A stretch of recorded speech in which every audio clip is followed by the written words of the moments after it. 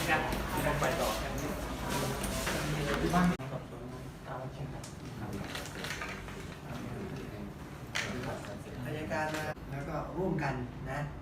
เพราะว่าในภาพในคลิปเนี่ยมันมีนะครับมีภาพได้เลยชัดเจนนะครับไม่ใช่แค่จนมุนนะเป็นการถือว่ามันเกิดย่ำจากสีกันเกินไปนะ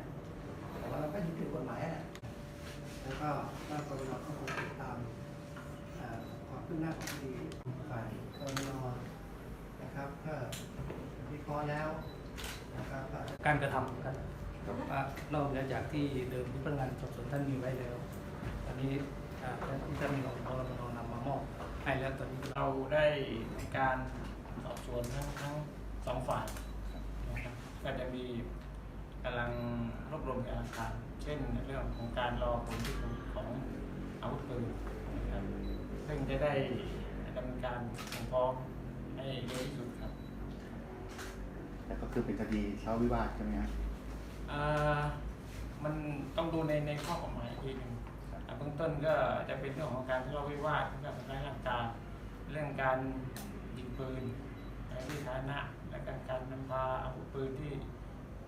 ไม่มีทะเบียนนะครับแล้วก็ในเรื่องของการ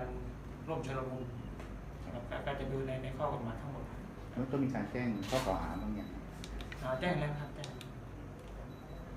กี่คนในส่วนของฝ่ายของนายกนะครับก็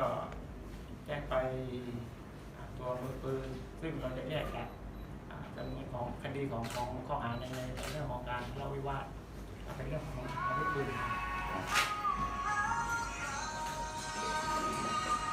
ปกติแล้วการใช้บริการเทคเนี่ยเราใช้เพื่อที่จะระงับยับยั้งนะครับการเกิดเหตุทีนี้เจ้าหน้าที่หลายท่านนะครับอาจจะมีความจำเป็นต้องใช้ในการเพื่อป้องกันตนเองหรือเพื่อระงับยับยั้งการก่อเหตุอันนี้ก็ต้องว่าเป็นกรณีไปนะครับในขณะนี้นะครับก็ถือโอกาสได้เรียนให้ทราบเลยว่าทางกรมการสุดภาคติดส่วนหน้าครับได้ตั้งกองบังคับการทางยุทธวิธีนะครับร่วมกันทั้งทหารบกทหารเรือทหารอากาศตำรวจอสนะครับในการติดตามไล่ล่าจับกลุ่มคนร้ายที่ก่อเหตุปล้นร้านทองนะครับฉะนั้นตรงนี้เราก็ต้องดำเนินการอย่างเข้มงวดนะครับการมีอาวุธไว้นะครับไม่ใช่เป็นรังแกใครแต่ใช้เพื่อป้องกันชีวิตและทรัพย์สินของตนเองแล้วก็ของ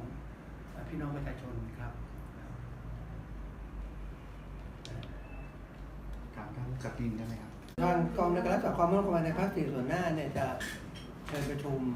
นะครับทางจังหวัดอำเภอและผู้ประกอบการนะครับในการให้มีมาตรการอย่างเข้มงวดนะครับในการห้ามนะครับพกพาหรือนำพาอาวุธเข้าไปในสถานบันเทิงนะครับอันนี้ก็เดี๋ยวคงเพราะกฎหมายมีอยู่แล้วระเบียบมีอยู่แล้ว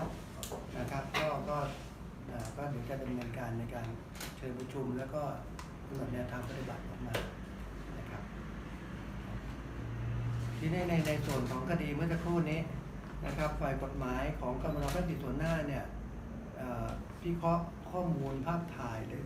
วัตถุหลักฐานโดยละเอียดแล้วเราคงอาจจะต้องมีการ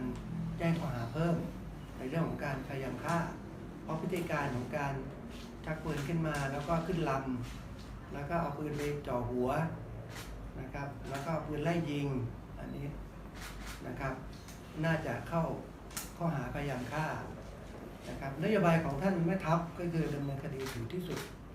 นะครับเพราะถือว่าเป็น